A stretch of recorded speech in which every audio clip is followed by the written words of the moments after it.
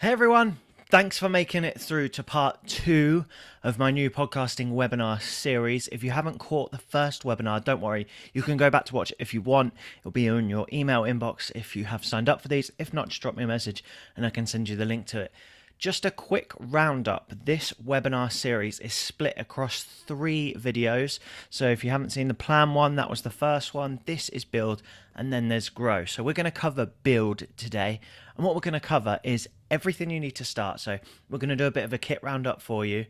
The podcasting services to get you off on the right foot, the ones that you need. We're going to have a freebie and discount for you. I promised this in the last video, and in the sign up, that's going to be here today for you. And we're going to talk about how Nike, I'm not sure actually how to say that, how Nike's slogan applies to podcasting. So let's crack straight in. But just to say, if you do have any questions, then do drop a question or as a comment on the YouTube video below this, or you can drop me an email, chris@chrishuskins.com, or catch me on Facebook, anywhere else. I do love to answer your questions, so please do if you have anything to say throughout this. Okay. Podcasting requires a tiny bit of equipment, and depending on the format you choose, you can learn the skills to use that equipment quite quickly too. So this means you can really DIY it when it comes to most podcasting. The microphone in your smartphone is pretty impressive these days, and I have in fact run workshops on completely making a podcast with an iPhone. However, USB microphones can cost less than 70 quid or dollars, and they'll do an awesome job. In fact, some of the biggest podcasts out there use these microphones that are less than 100 quid and are edited on a free piece of software. So shall we have a look a little bit at my favourite USB microphones? Now, the great thing about USB microphones is you don't need any more kit to record that one voice. You plug them straight in to your Mac, your laptop, your computer, and you can record straight in. The first, probably still my most favourite microphone, and I'm using it just here, is the ATR 2100. Now, the great thing about this microphone is, one, has a really good, has good quality to start off with. Every microphone needs good audio quality, but it also has a really good drop off. So as you go further away from the microphone, the noise drops off quite quickly. And the reason that I like that is that if you haven't got a brilliantly acoustically treated room, you can see I'm in sort of a wood cabin at the moment. You can see my like Toy Story toys over my shoulder. But it's not brilliantly acoustically treated. And so the noises that this hears further away don't get picked up too strongly. So they can either be edited out or they're just not picked up, which is really good for vocal work like this.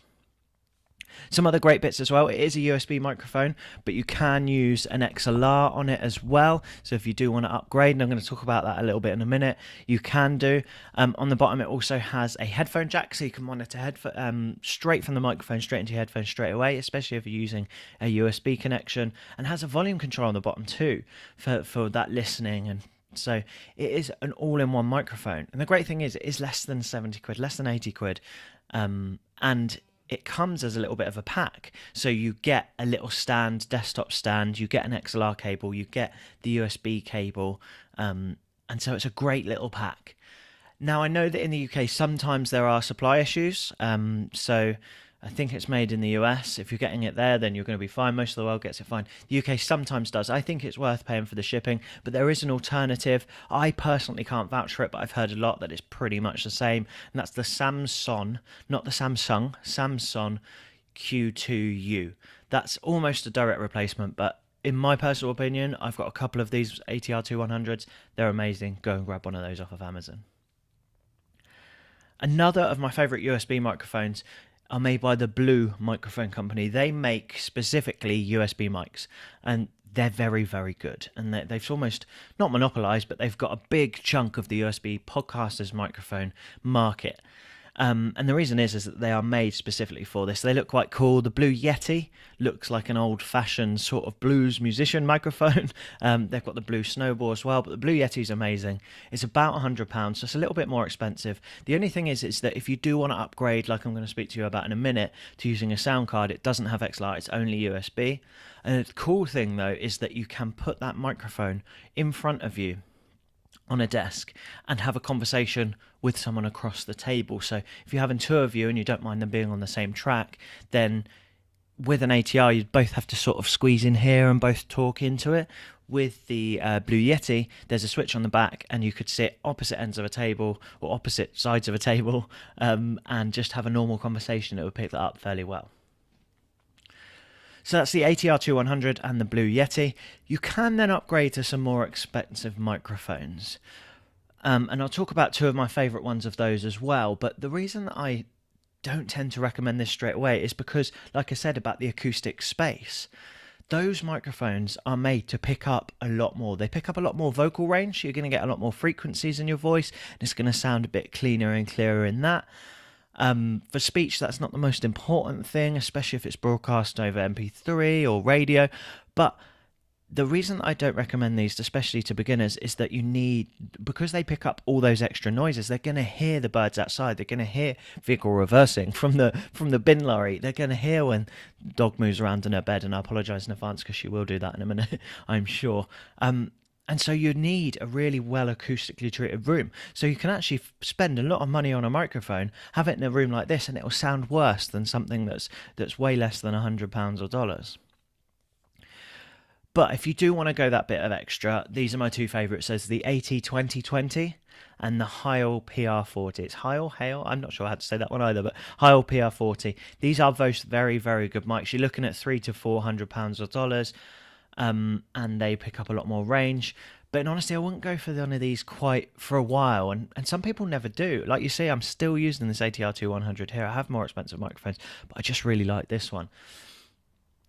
Now, they are more expensive, but they then have additional costs on top of that because they need additional equipment too, as they require the XLR cable connection that the USB mics don't, which means they need an audio interface or an external sound card or a mixer. Now, I'm not going to go through all of these. There are lots of options, but just my favourite one that is the most affordable is the Scarlett 2-in, 2-out, 2i2o. And you can see it on your screen. It does as it says in the name. It has two inputs, and you can use either XLR or jack inputs on those, and it has two outputs too, hence the name 2-in, 2-out. Now, it also has the option for phantom power, which sounds like something really cool and spooky and kind of ghost-like, but it actually means that some microphones do require power to use them, and this can supply that down the XLR cable by the switch of a button. It's got direct feedback as well, so you can plug your headphones back and you can sort of hear, like in a radio studio, you'd hear as you're speaking and your guest's speaking. So it can provide phantom power, it can provide that feedback. And in fact, for this webinar, I'm actually using the ATR 2100 plugged in via XLR to a Scarlett 2-in, 2-out box, because it does give a slightly crisper, cleaner, better sound. I mean, it's a preamp, so it can boost the volume, and you can change and play with those things a lot more than you can just by plugging it in USB. The great thing, like I said in the title, about this is you can have two microphones connected, and you can record two voices or two things onto separate tracks. Now, with USB microphones, it's very difficult to plug in and record from two USB mics into one computer or Mac, as it gets really confused and it can't split its own sound card properly. You can sort of hack it, but if you've got two of the same microphones and they've got the same name, then the computer just thinks it's one. It's really messy and it crashes a lot, and I don't recommend it. So for doing this, you really would need an external sound card or a mixer or an interface like this, like the Scarlett 2-in, 2-out. And the reason for that is that you having two things on separate tracks. So if there's two of you, say one talks over the other, but one had a better point, or say one coughs and the other person was saying something really valuable, you're not going to lose that like you would if you just had the one mic in the middle. You've got both tracks, you can edit it, you can move bits around so that nothing gets missed, and that's really powerful with interviews. And so this Scarlett would give you that option.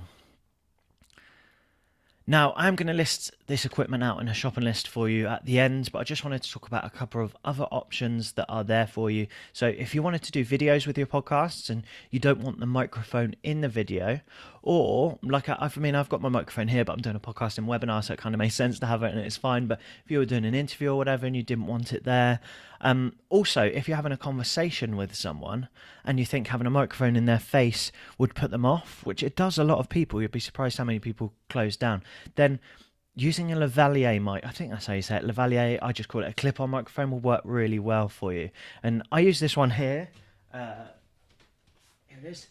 It's the Rhode SmartLav Plus. It's really affordable, and it can actually be plugged straight away into your phone, and you can record onto a voice note or a bit of software. So it's just a little clip-on microphone here. Obviously, see it's tangled like all microphones are. Just clips onto you, and it can plug into any phone. Obviously, if you have a new iPhone, you need one of these stupid adapters because they changed the headphone jack. But that's the Rode SmartLav Plus. And it's just really simple. And something that's really cool as well is podcasts that I've worked with in the past have got two of these. Both had their phones. They've plugged them in, put their phone in, hit the record, put their phone in their pocket, clipped it on, and just sat there and had a conversation.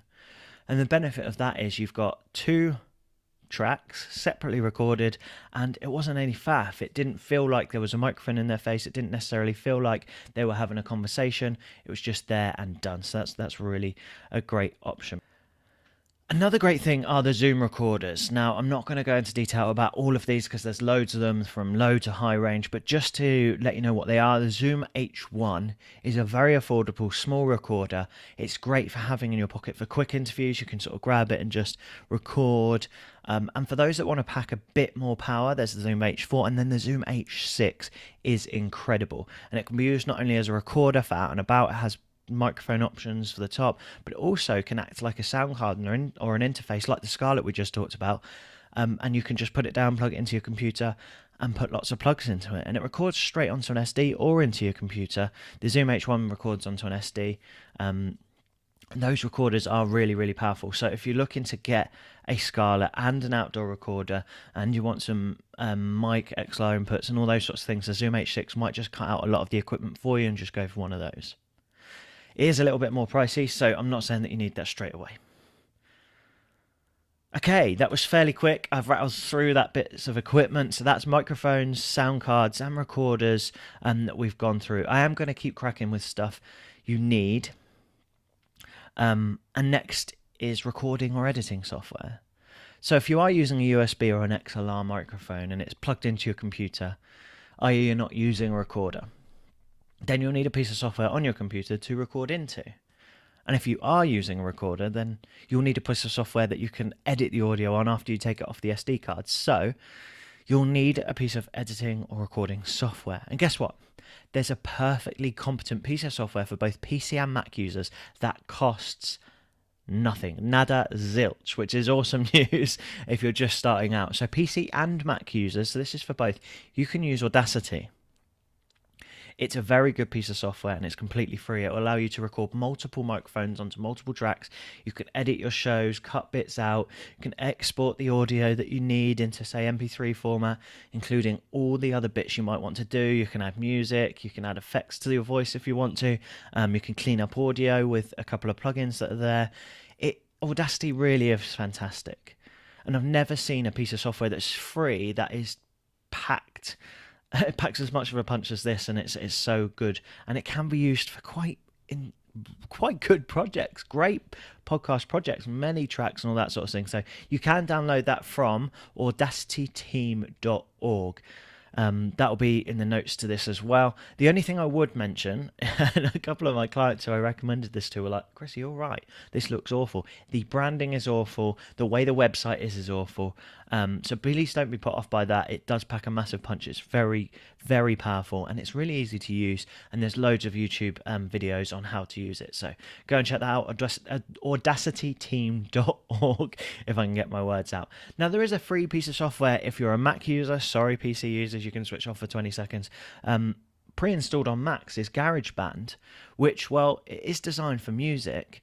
It can actually be perfectly used for podcasts, and some massive podcasters still do use this, and they still use Audacity too. You just need to set up as a sound file or a voice recording. You can have multi-tracks, you can add reverb and all those different things, so it is still perfectly usable for editing a podcast. If you do want to upgrade the piece of software, you don't have to, but you can, and the one I use every single day is Adobe Audition. That's another word that I was saying wrong for about 10 years. I was calling it Adobe Audition. American friend of mine pointed out it is definitely Adobe. I wish someone had corrected me sooner. Now, Adobe Audition is very similar to Audacity in the layout and the way it works. It's a really good upgrade from that if you've learned Audacity. But I haven't actually found anything that I couldn't do with Audition, even on very, very complex projects. So if you do want to check that out, it's brilliant. It's got a monthly subscription to use it, but on a monthly basis, it's affordable, especially if you're using it for a couple of different things throughout a week. And another favorite of mine in the same sort of price range is Hindenburg, which is specifically made for people who create content but don't want to learn the sort of techie side of it, getting all the same volume and editing, all that sort of thing. You can basically get the content in there and it does a lot of leveling for you, and it's a very, very good piece of software. And it's actually very good with story or journalistic styles too. As when you have lots of bits of an interview or a story, you can mark them up, sort of cut them up and mark them up, and it puts them in a chapter sort of thing down the side. And then you can just move the bits around. So if you're moving bits of the interview around or story around, adding in narrative and moving that around, it's very easy to do down that side. And then it does that in your waveform view. I'm trying not to get too technical and put it in simple terms, but it's a very powerful thing. And what I used to do is have my interviews transcribed when I was doing big sort of story interview based podcasts. I'd then have them transcribed and cut up the bits of paper and move it around in that way. So this allows you to do that, so you can move things around really easily. It's a great bit of software. If you go to hindenburg.com, I think it is, the link will be on this video. That's worth checking out too. So if that's confusing you and you just want an Amazon wishlist style list of the equipment you need, here it is. I'm making it nice and simple for you. So for the One Voice Beginners Kit, grab an ATR2100 USB microphone like this, grab a computer or a Mac, and download Audacity or GarageBand. And that's perfect for one voice. There we go, smashed it. For a two voice beginners kit, grab two of these, get two ATR2100 USB microphones. You'll need two XLR cables, but if you get the packs, they come with it. You'll need some little stands for those. Again, that comes with it. Get the Scarlett 2 in, 2 out. Get a computer or Mac and Audacity or GarageBand. Again, that is your two voice beginners kit. And then for more advanced kits, take those base ones, and then you can always add the Scarlett 2 in, 2 out kit for the one voice to get a slightly crisper sound. And if you want to add in sort of jingles or music, you can plug that into it too, using say an iPad or something. Grab a Zoom recorder for out and about. It is perfect for just grabbing out of your pocket and recording. Again, a smartphone can do that for you too. And then you can upgrade to Adobe Audition or Hindenburg Pro. You can even go to the top and go Logic and Pro Tools if you want, but that is the upgrade that you're looking at for more advanced kits. So I think I've still rattled through that very, very fast, so you can go back, but just check out those kit bags. They're going to be the ones you want. That's your kit bag sorted once you've got that equipment. Now, an amazing thing about podcasts is that they can have a quick turnaround, and the processes for making one can be super, super simple. So it's worth thinking about what your process list or planned processes are going to be. And some are as simple as this. So you record a conversation with someone, you add an intro and an outro, add some theme music, clean it up to sound nice, export it as an MP3, and upload it to a hosting company such as Libsyn. I'll talk about that in a minute. And voila, you're on Spotify alongside the rock and roll gods. Right? It is quite simple in those processes. So there are resources that you might need to do for a few of those steps that I haven't spoken about yet. So, for example, recording calls with people all over the world. You might want to interview people across the world. I interview a lot of American people because they really love podcasting, and people from Australia and all over. And I know I can't afford to fly out all over the world. I can't afford the tickets, let alone the amount of drinks I'd consume whilst out on business trips. And flying out all over the world to interview people could get very expensive. So we use chatting online, like very similar to how I'm delivering this to you now, but using Skype or Zoom.us, the conferencing call company.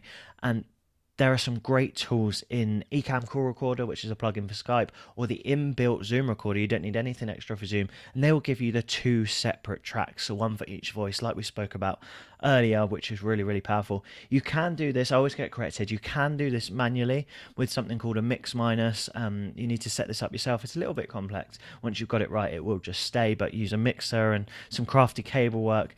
But honestly, I do think the quickest and easiest way is to use Skype, or especially I love Zoom, for that recording capability and how easy it is for people to just jump on the other end. It's especially good if you have a fairly stable internet connection. Now, the last thing we mentioned in those quick steps is hosting. So before I get to my recommended hosting platform with a discount for you, I just want to speak quickly about what hosting platforms do and why they are important. So hosting is where you need to upload your audio for it then to be sent out to all the different places like iTunes, Apple Podcasts, Spotify, and everywhere else. You can host a podcast yourself. You can add it to Amazon's S3 file hosting. You can use a plugin for WordPress and do it through your own website. But this is going to be quite a lot of work, as Apple changed the way the feed needs to be every 5 minutes, and the setup of all the different destinations will need to be manual. Every time you need to do a new episode, you could find yourself having to upload to many times to all these different destinations. The great thing about a well-picked hosting company is that it will do all that hard work for you every single time you have an episode. So you upload your podcast file to one place and then you hit publish and it will post it to everywhere: Apple Podcasts, iTunes, Stitcher, SoundCloud, Spotify, TuneIn, YouTube even. The list goes on and on and on. So with that in mind, my top and most recommended hosting company is a company called Libsyn. They're definitely in the top 2 hosting companies in the world for this product. They are the top 1 for me. And you are looking at a very small monthly fee for their services. So it starts at like $5 up to $20, sometimes a bit more for people. But I'm thinking the $15 platform is the best. You get statistics with that as well. That's a very small amount of money to save you a lot of time.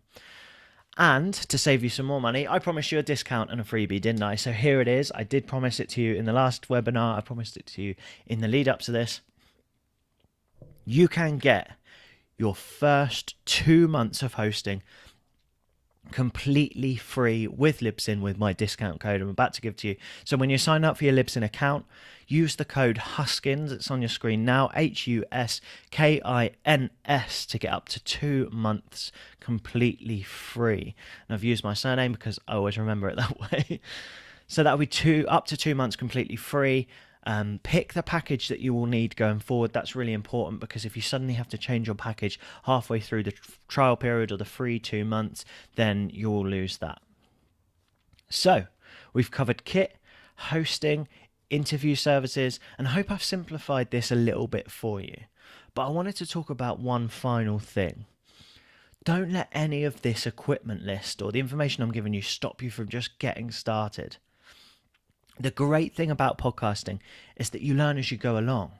You improve with every show, and unless you're a radio presenter, you're not going to feel comfortable in front of a microphone straight away. That does take time.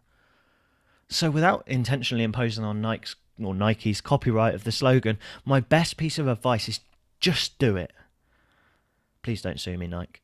Grab a smartphone, use the inbuilt microphone and the inbuilt recorder on the screen, and just start recording straight away. Even if those recordings don't get released or they never see the light of day, you have started getting content recorded and you've begun being in front of a microphone, hearing your own voice back, and that takes a while to get used to as well. You've started your podcasting journey, so just do it. Okay, that's it for this webinar on the build section. I have covered just the basics today to help you get started as much as possible. But don't forget, as I mentioned in the first webinar, all of these webinars are just a tiny part of one of the chapters of the 5-part podcasting course that is included in the Pod Tips Pro membership that launches at the end of this month. At the end of the next webinar, webinar 3, that will be delivered into your inbox tomorrow, by the way, you will get the offer of that membership site for half price for up to a year. So the membership would just cost £15 or $20 a month for up to a year. And Pod Tips Pro will include, and I'll rattle through this quite quickly, the 5-part podcasting course. So if you think you've learned a decent amount from these webinars, this is just a tiny section of one chapter.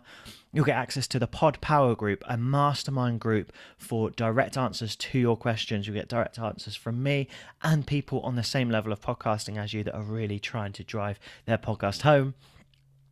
The continual support that I always preach about is the open hours section. Every month there will be open hours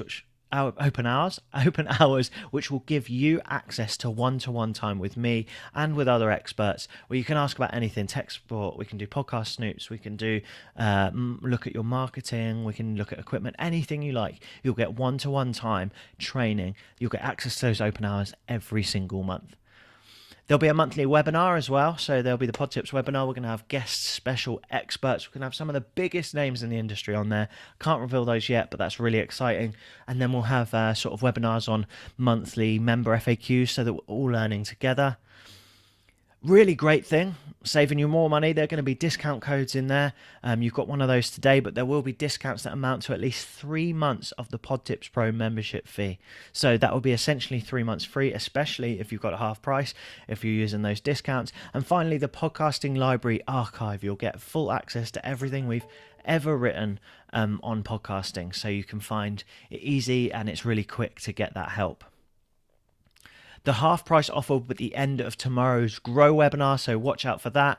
And in that one, you're going to learn about how to promote your show to get listeners straight away, the power of show notes, great podcast websites, we're going to look at a couple of those, and how to use video and social media to grow your show for free.